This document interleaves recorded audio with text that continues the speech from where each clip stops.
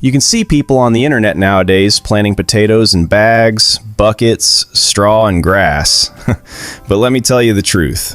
Most of those methods generate more likes than actual potatoes.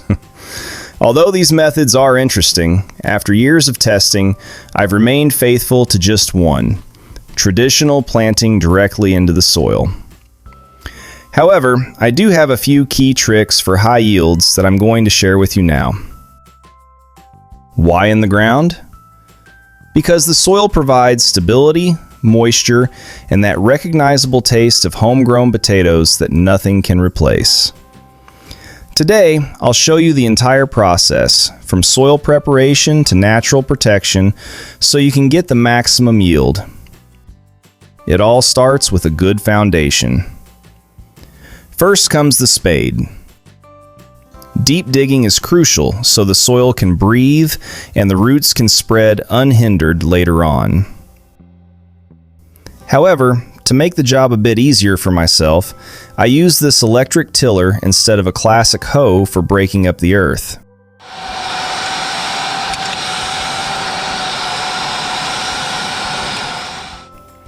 It's a real lifesaver for the back. It quickly turns coarse clumps of earth into a fine, crumbly structure.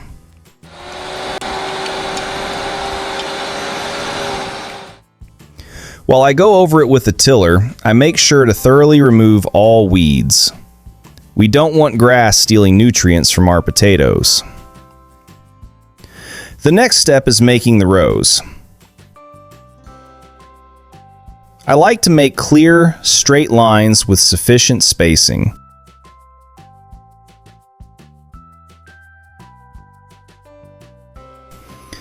But before I put the potatoes down, I add something to the rows that makes a huge difference: humus or vermicompost.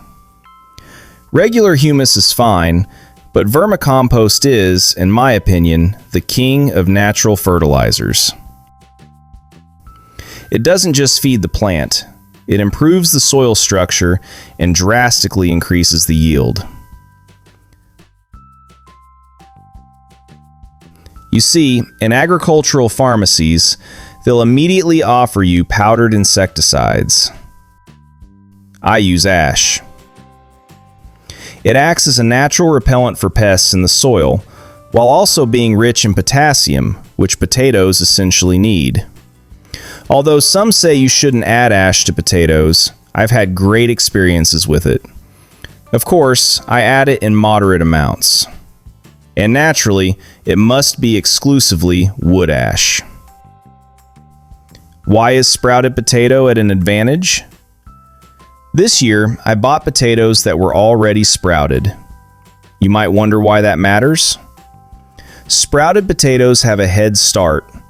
The potato is already awake. The biochemical processes have been triggered, and as soon as it feels the moisture of the soil, it starts vigorous growth. This shortens the time to emergence and reduces the risk of the seed rotting in the ground if the spring is too rainy. In previous years, I did the sprouting process myself in crates, which is also an excellent option if you have the time. You'll see how to do that yourself at the very end of the video. Now we come to treating the potatoes and planting. Here's an important tip. If you have tubers with multiple sprouts, you can freely cut them in half. This saves planting material.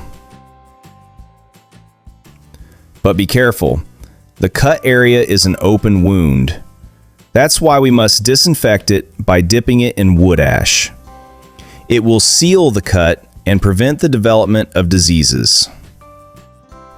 Since I have enough planting material this year, I'll be planting whole tubers. I arrange them in rows with the sprouts facing upward. After that, I take the hoe and start hilling. It's important that the potato is well covered with fine soil, so it has the darkness and warmth needed for development.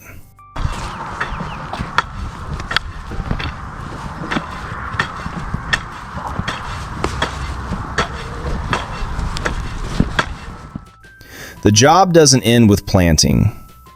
Once the potato sprouts, it needs strength. For that, I use liquid nettle fertilizer.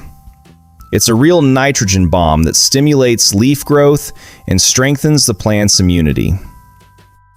To retain moisture and prevent annoying weeds from popping up again, I use mulching.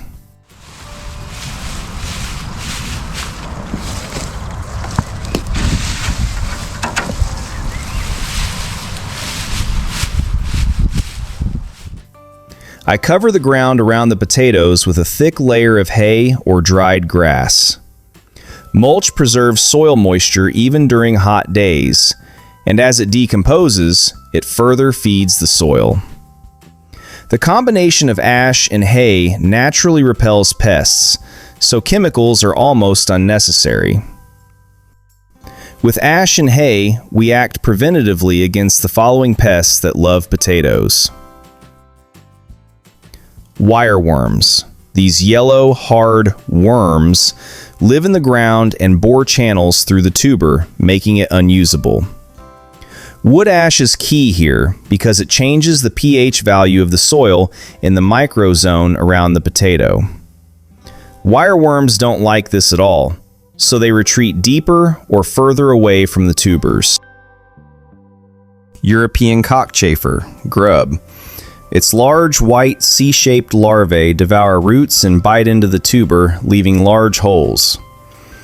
Since the cockchafer likes clean and cultivated soil for laying eggs, a layer of hay, mulch, can act as a physical barrier that makes it harder for adults to access the soil.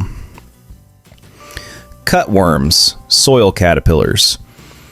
Cutworm caterpillars hide in the ground during the day and come out at night to cut through the stems of young potatoes just above the soil.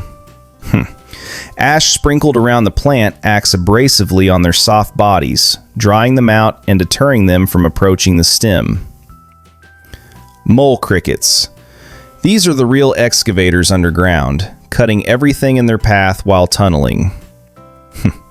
Although they are hardy, they dislike the smell and texture of wood ash in their tunnels, and hay mulch helps preserve beneficial predators like birds and certain insects that are natural enemies of mole crickets.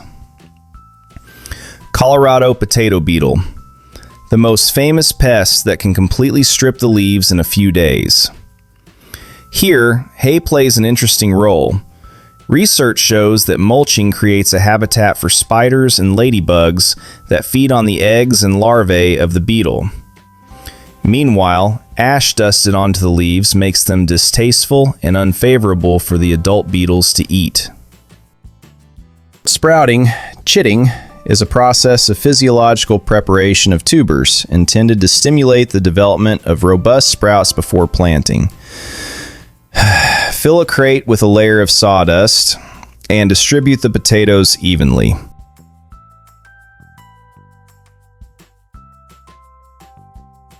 Then, cover the tubers with another layer of sawdust. Maintain optimal substrate moisture through regular misting with water.